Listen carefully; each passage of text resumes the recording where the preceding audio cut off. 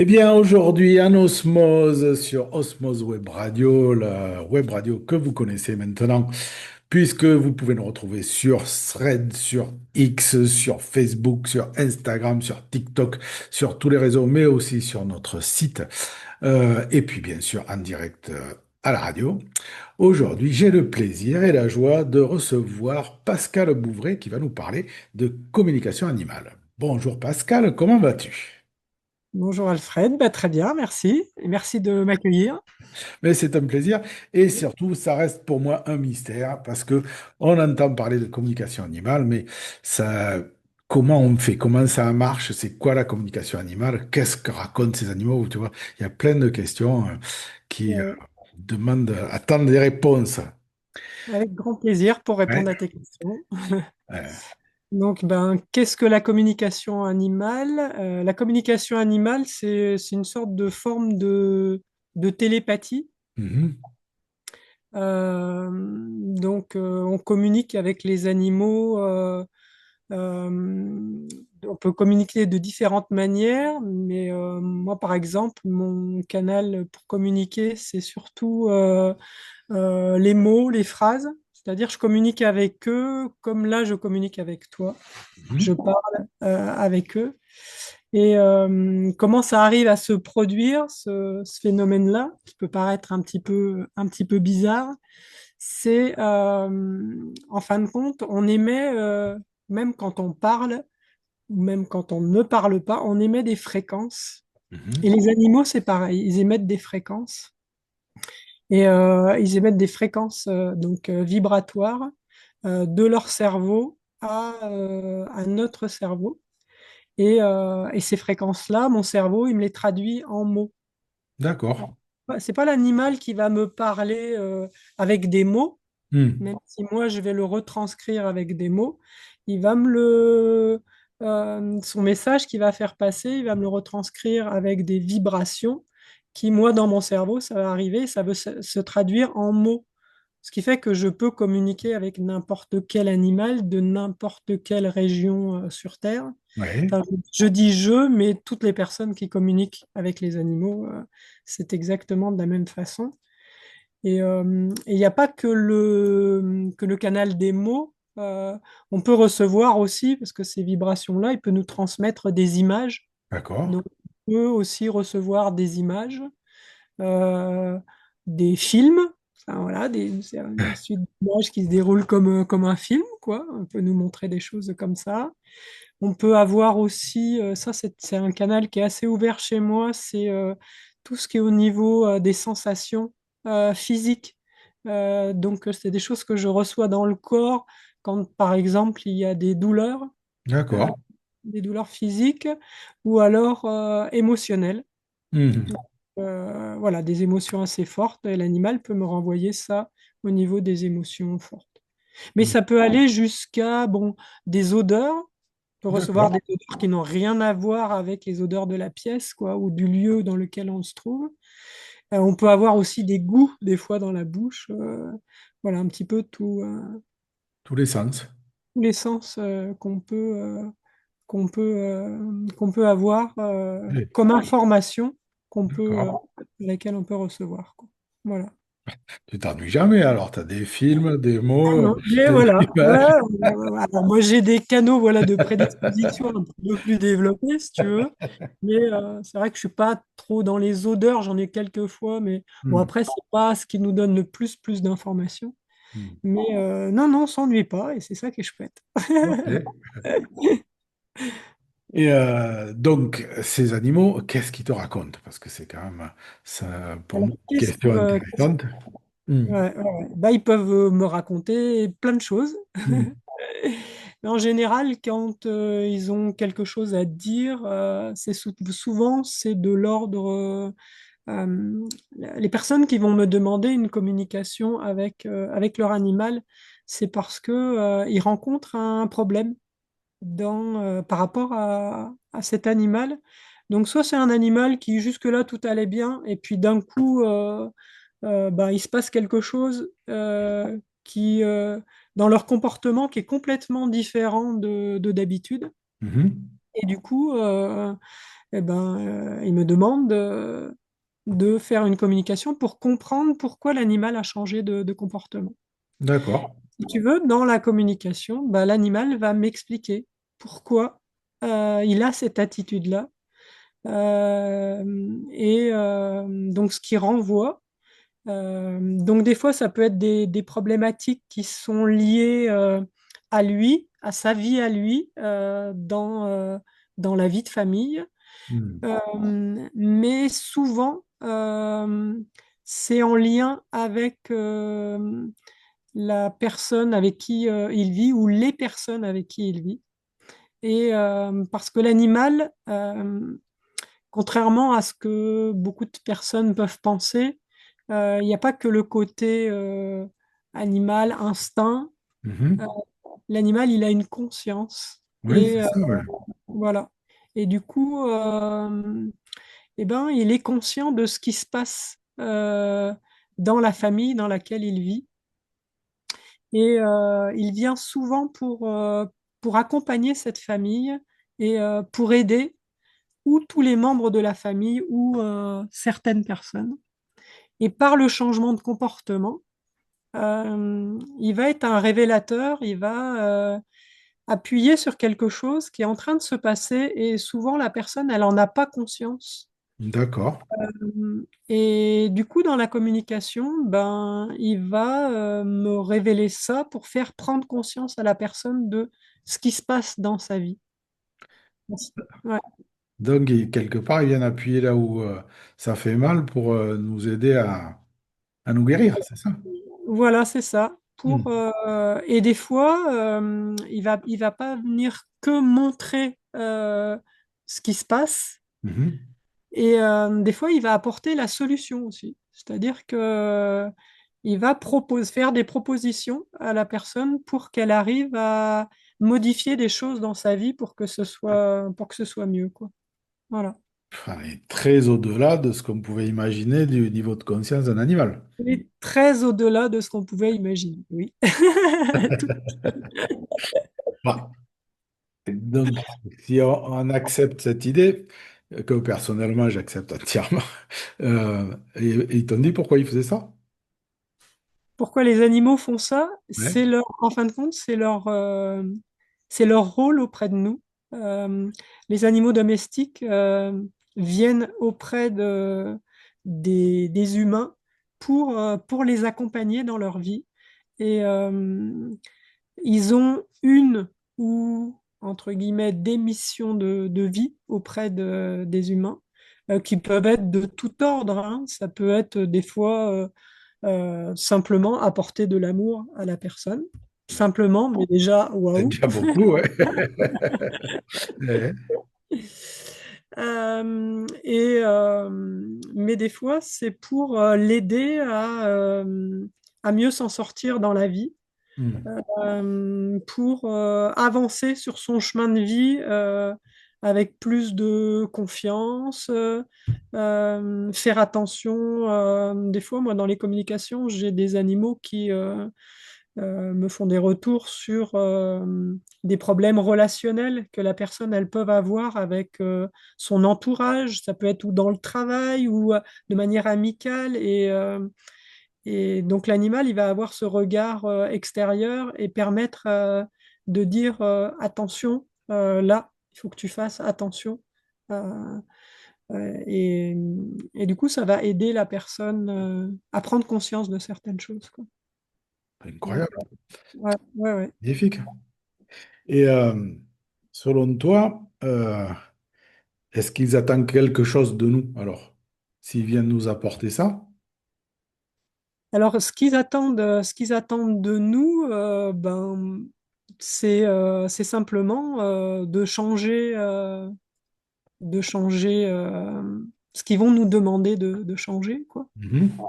Mais si on ne le change pas, quelque part, ça n'a pas d'importance pour eux. C'est pas comme nous, quoi. Ce qu'il faut voir, c'est qu'eux, ils sont dans ce qu'on appelle cet amour inconditionnel. Et des fois, eh ben, ils vont être toute leur vie auprès d'une personne. Ils vont essayer de lui faire comprendre ce qu'elle aurait besoin de changer dans sa vie pour améliorer sa vie. Mais ben, à la fin de la vie, la personne n'a toujours pas changé. Et ben bon, bah, c'est pas grave, quoi. Voilà, ça a été difficile et c'est un peu normal parce que les gens, bien évidemment, tant qu'on n'est pas dans la communication, moi, avant d'être dans la communication, je comprenais pas non plus tous les messages que mes animaux voulaient me faire passer. Ah, ça, c'est sûr, hein. Mm. Donc voilà. Donc pour eux, c'est si on arrive à changer le regard ou améliorer sa vie, ce pourquoi ils sont venus, ben, c'est super pour eux. Et, euh, et la communication aussi, elle permet de faire comprendre aux gens aussi, de changer leur regard sur les animaux, quoi. Mm. Aussi pour savoir qui ils sont Mm. et ce pourquoi ils sont là, non seulement sur la terre, mais aussi chez eux, quoi, dans la famille, quoi. Qu'est-ce Mm. qu'ils sont venus faire? Souvent, tu vois, euh, les gens, ils ont cette impression qu'ils ont choisi l'animal. Ils Ouais. vont dans un élevage pour aller choisir telle race de chien, tel chien, mais en fin de compte, c'est le chien qui va choisir la personne. Ben oui, c'est parfois étonnant de constater comment les chemins de vie sont similaires entre un animal et un humain et qui vont se rencontrer à un moment. Et c'est toujours pour moi mystérieux qu'est-ce qui fait que ces deux êtres se sont rencontrés avec des chemins de vie similaires. C'est assez fou ça. Ouais, ouais. Mais bon. Mais du coup, euh, on a tendance à dire maintenant dans le milieu de la thérapie que souvent les parents conduisent leurs enfants pour consulter pour que les enfants aillent mieux. Puis en fait, on réalise que les enfants, ils sont des miroirs des parents et que quand les parents ont réglé leur histoire, les enfants vont mieux. Est-ce que ça fonctionne un peu comme ça aussi avec les animaux? Bah voilà, ça fonctionne comme ça avec les animaux. Euh, alors ça peut être dans ce qui peuvent ressortir comme problème de comportement ou des problèmes physiques, des maladies, des douleurs, des choses comme ça. Euh, Ils viennent, bah, comme je te disais tout à l'heure, pour révéler à la personne qu'est-ce qui se passe dans sa vie et qu'est-ce qui serait bien bon de changer pour que elle puisse s'en sortir sur ce qui se passe actuellement pour elle, quoi. Donc c'est par leur déséquilibre, ils nous renvoient à réfléchir à nos propres déséquilibres, si j'ai bien compris. Voilà, c'est ça, oui. Ouais, ouais. Mais il y a un côté sacrificiel un peu là-dedans, alors. Alors, on peut le voir comme ça, Hmm. mais c'est ce pourquoi ils sont là, quoi. Et donc, souvent, c'est compliqué hein, quand je fais des retours de communication. Alors, sur une problématique, on va dire d'ordre psychologique, donc qui vont être liées à un problème de comportement, les personnes, elles réagissent un peu moins, mais quand l'animal va prendre, parce que les animaux, certains, vont prendre des maladies que l'on Hmm. a en nous pour soulager l'humain avec lequel il vit, quoi. Hmm. Et les personnes, bien évidemment, qui sont en amour pour leur animal, ils disent, mais non, mais moi, je veux surtout pas qu'il me prenne ma maladie. Je veux pas qu'il... Parce que des fois, ça va jusqu'à donner sa vie, Hmm. Hmm. mourir pour son humain. Et la personne me dit, mais non, mais je veux surtout pas qu'il donne sa vie pour moi, qu'il attrape cette maladie-là. Et, et ce que je leur explique, c'est que ben, ils sont venus pour ça, pour pas forcément pour prendre la maladie, mais pour montrer à la personne que jusqu'où cette maladie elle peut aller. Hmm. Donc, ils vont être soulager. Parce que la maladie, elle a aussi un sens. Elle n'arrive Ah pas à ouais. donner la vie de la personne comme ça par hasard. Et, euh, et donc, l'animal peut également révéler le sens de la maladie que la personne elle a.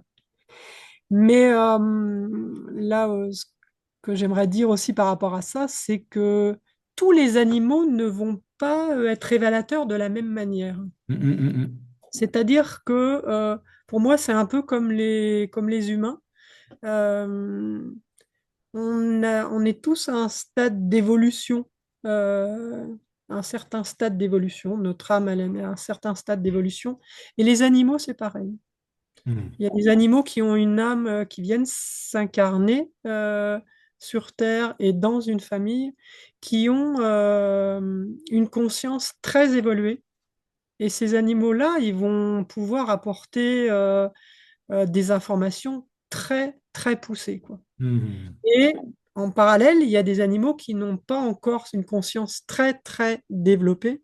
Et les informations qu'on va recevoir, elles sont un peu plus, sans que ce soit péjoratif dans le mot que je vais employer, mais sont un peu plus basiques, quoi, on va D'accord. dire. Hmm. Voilà. Je Je comprends. te donne un exemple. Par exemple, il y a des animaux euh, qui vont, euh, qui vont avoir une maladie, et donc je vais leur demander, euh, ils vont avoir des symptômes, on va dire, des symptômes physiques, et je vais leur demander, euh, ben, ce symptôme physique, il est lié, quelle maladie tu as, et il y a des animaux qui vont me dire, ben, je ne sais pas. Hmm. Alors qu'il y a d'autres animaux qui vont me dire le nom de la maladie, qui vont me dire si elle leur appartient à eux ou si ça appartient, ils sont en train de renvoyer quelque chose concernant l'humain avec lequel il vit. Certains vont même me donner des remèdes pour guérir cette maladie, quoi. Hmm. Et dans le niveau au-dessus, voilà, avec la conscience de si c'est une maladie qui appartient à l'humain, à l'humain qui l'accompagne, ils vont carrément peuvent me donner l'origine, on va dire, émotionnelle, psychologique de cette maladie, quoi. D'accord. C'est fou. Donc ça peut aller, ouais, ça peut aller très très loin, quoi. Ouais, Hmm. Tiens, ouais. tiens, ça reste un côté magique malgré tout, Ouais. mais je trouve ça génial. Et, mais les animaux, ils peuvent avoir des problèmes qui leur appartiennent à eux malgré tout. Oui, oui, oui. Ils peuvent avoir des problèmes de santé qui leur appartiennent à eux. Ils peuvent avoir des problèmes psychologiques qui Hmm. leur appartiennent à eux, quoi. Mais d'un autre côté, euh, c'est pas anodin si avec leurs problèmes, on va dire psychologiques ou physiques, ils arrivent dans la vie de la personne. Et est-ce qu'il y a des niveaux ou des formes de communication différentes suivant les espèces? Alors, concernant tous les animaux domestiques, il y a pas de niveau de conscience. Pour moi, c'est là où où leur âme, elle est arrivée à un certain stade d'évolution, quoi. Hmm. Voilà. Donc, que ce soit, contrairement à ce qu'on pourrait penser, que ce soit une poule Hmm. ou que ce soit un chien ou un chat, on peut avoir des niveaux de conscience équivalentes, quoi. Ok. Et donc voilà. Après, sur les années, là où il y a des choses qui changent dans la communication, c'est après de ce que j'ai constaté, moi, hein, dans les communications que j'ai pu faire avec des animaux sauvages. Ouais. Euh, alors, la manière de communiquer, elle est toujours la même. Par contre, ils vont pas, on va pas, autant un animal domestique, on va communiquer avec lui, on peut lui demander où est-ce qu'il habite, ce qu'il mange, où il dort, etc. L'animal sauvage, souvent, lui, il n'est pas là pour nous raconter des choses comme ça, quoi. Voilà. D'accord. Donc, Et qu'est-ce qu'il raconte? bah, qu'est-ce qu'il raconte, si tu veux, sur... Alors là, ça va dépendre des animaux. Moi, je vais pas... j'interrogerai pas un animal. Au début, quand j'ai commencé la communication animale, moi, je m'étais trouvé en lien avec c'était un chevreuil que Mhm. j'avais croisé et du coup, je me suis mis en communication et bah, j'ai voulu faire un peu comme avec les animaux domestiques. Ouais. Et non, mais là, je le dérangeais. Mes questions basiques, non, ça n'avait pas d'intérêt, quoi. Hmm. Voilà. Et en discutant avec certains communicateurs, c'était un petit peu ce qui m'avait révélé. Et après, dans les communications avec les animaux sauvages, parce qu'il y a des personnes qui me demandent de communiquer avec des animaux sauvages, notamment au niveau de l'agriculture. des Mhm. sangliers Ouais, ouais, ouais, ouais. qui viennent ravager des champs, etc. Donc, ils me demandent de communiquer avec eux pour qu'ils viennent plus Mhm, dans, mhm, mhm. dans les champs, quoi.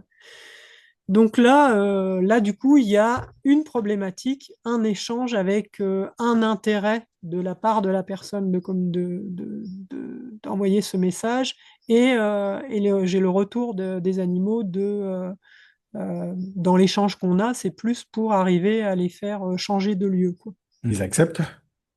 Alors, dans ces animaux-là, on va dire, qui peuvent créer au regard de certains humains des nuisances chez eux. Mhm.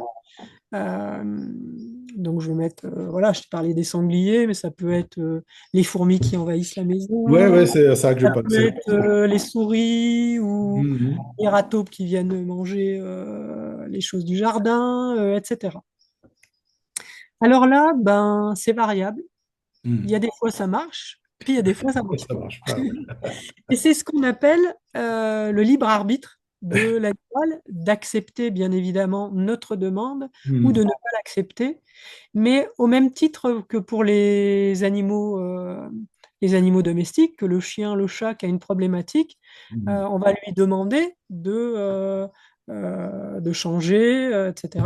Et il a toujours le libre arbitre de dire oui, c'est OK pour moi ou non, c'est pas OK, quoi. Bien sûr. Voilà.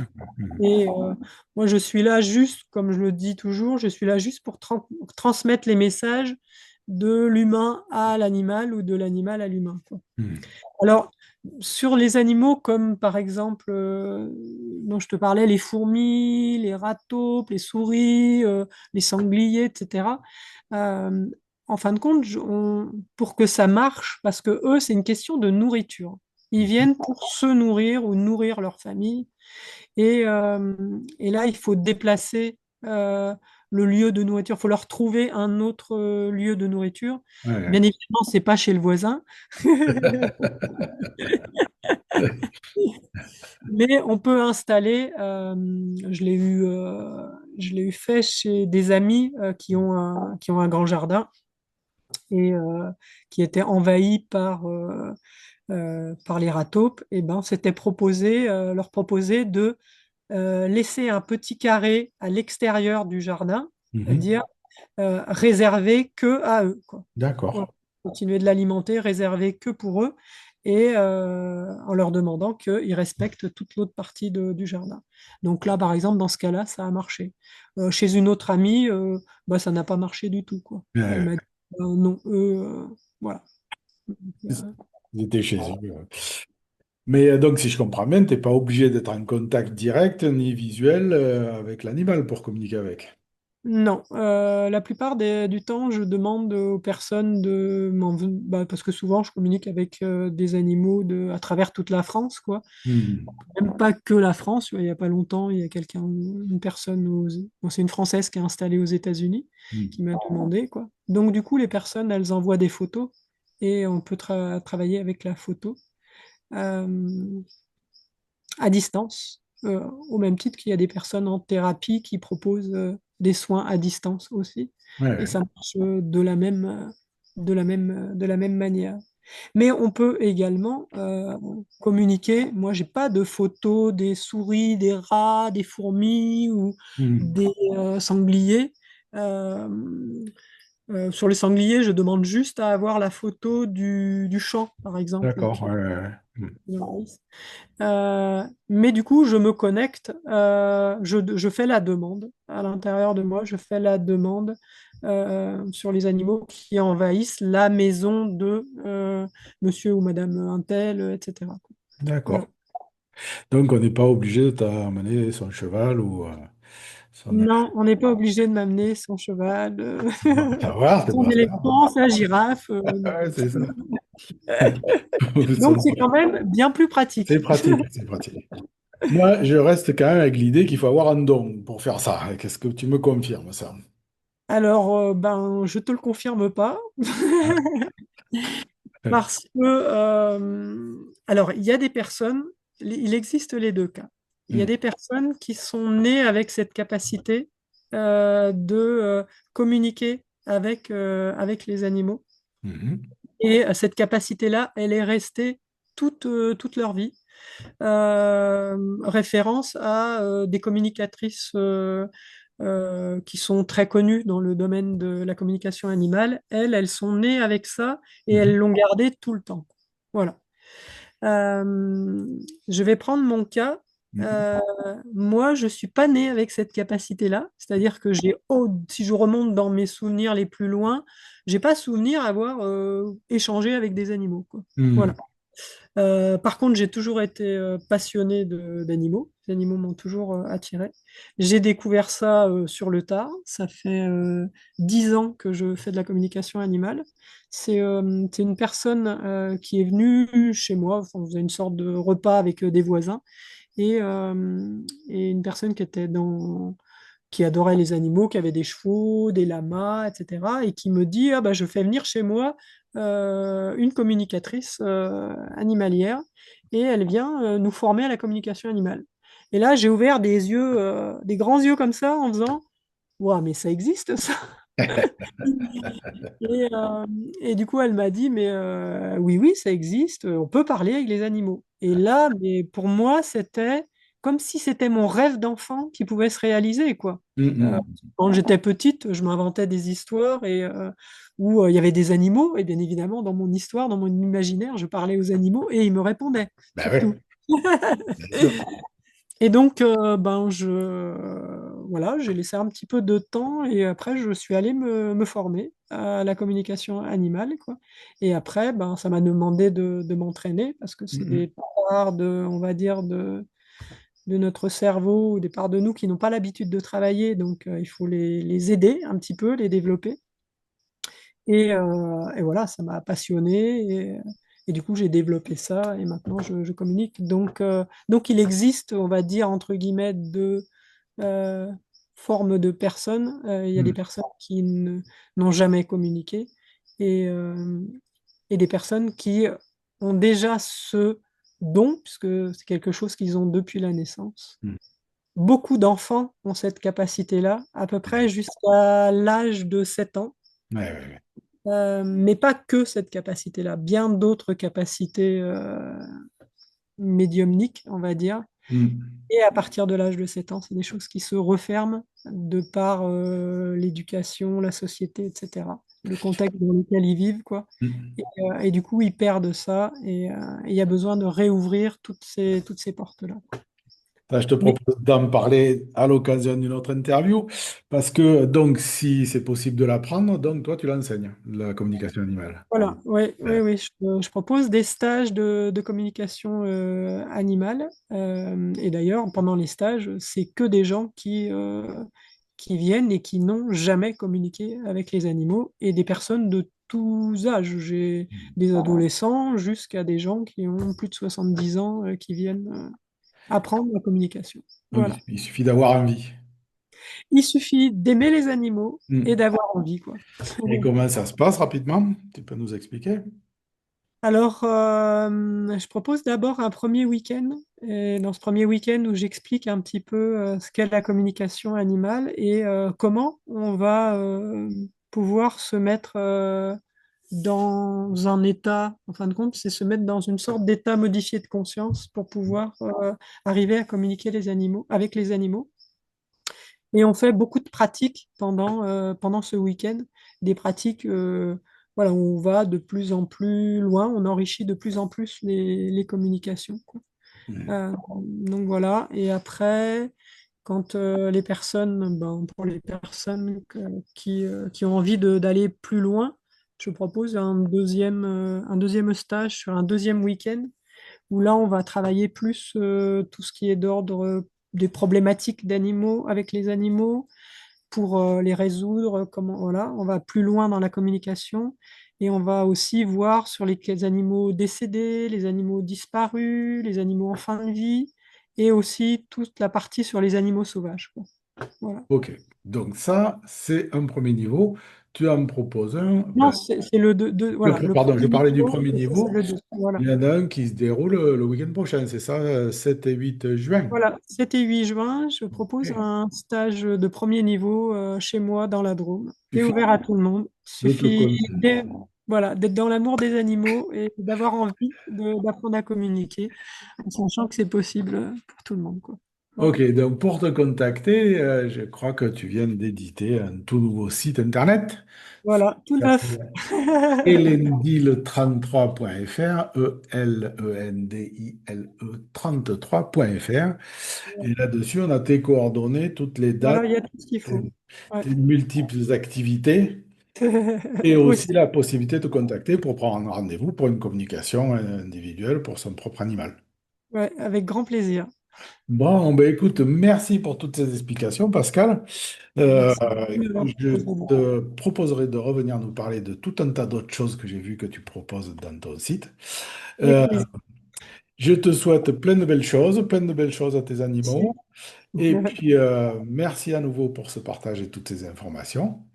Et on va essayer de se revoir le plus vite possible. Avec grand plaisir. Merci beaucoup. Merci. Au revoir, Allez. Pascal.